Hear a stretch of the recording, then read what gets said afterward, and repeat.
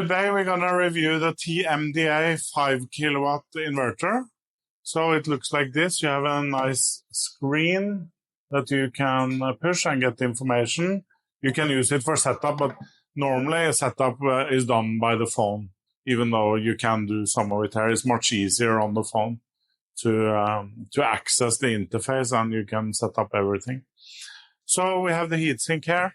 You can see this is a little bit lower price inverter. So you can see that the heatsink does not look as professional as the Sungrow, but it's certainly what I would call this kind of inverter is like a workhorse. It works. The design is not as pretty, and the heatsink maybe not integrated, and the power is not as much, but it's still a working good inverter. So even though it's cheap doesn't mean it's bad. So it's a little bit similar to the so far in that sense, that it's a lower price, but still it's an okay inverter. It does lack some functionality. So if we look at functionality here, we have the normal DC switch that we find on every inverter now. 2 strings, but these strings, they take a little bit less power than, for example, the Sungrow. So with the panels that we use, we can only put maximum 14 panels on this inverter. So that means 6.5 kilowatt of panel power. So that's a little bit lower than some other inverters. So that's something to keep in mind, that you have to, let's say you DIY and you install this yourself, you have to be careful and look on the spec sheet.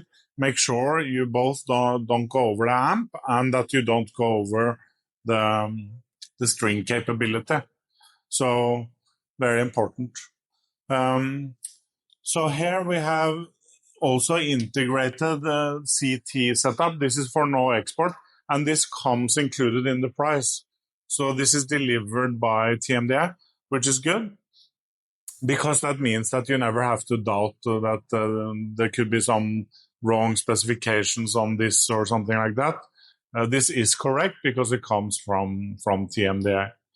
So you just attach this here and put this around the live cable, and then this one gives information. This is called a CT, a current transformer. So it gives information about electricity, what's going in and out to the inverter. And based on that information, the inverter can make decisions and, for example, perform what we call a no export. So no electricity goes out. So that's the fun. That's why we have these things. So here's the Wi-Fi. It works okay. Of course, the limitation with this is that you cannot put the cable. You can only use Wi-Fi. So that's another limitation. However, not enormous limitation, because you can, if you know about it and you plan for it, it's certainly something that is okay. But the cable is not possible.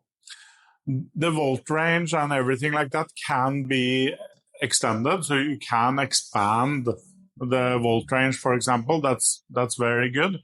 The app that's used for this normally is the SolarMan, same as the SoFar and many other inverters like DEA and many others.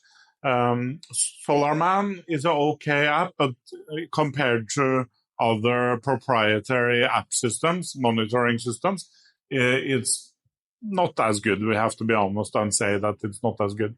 But still, it's also, when you are at this price level, you cannot expect to get the absolute best. You get something that works, and that's the interface is not as beautiful, but you still have the information on the app. Sometimes it's a little bit slow, but most of the time, or close to all the time, it's working. So it's absolutely a working system. Good workhorse inverter, I would say.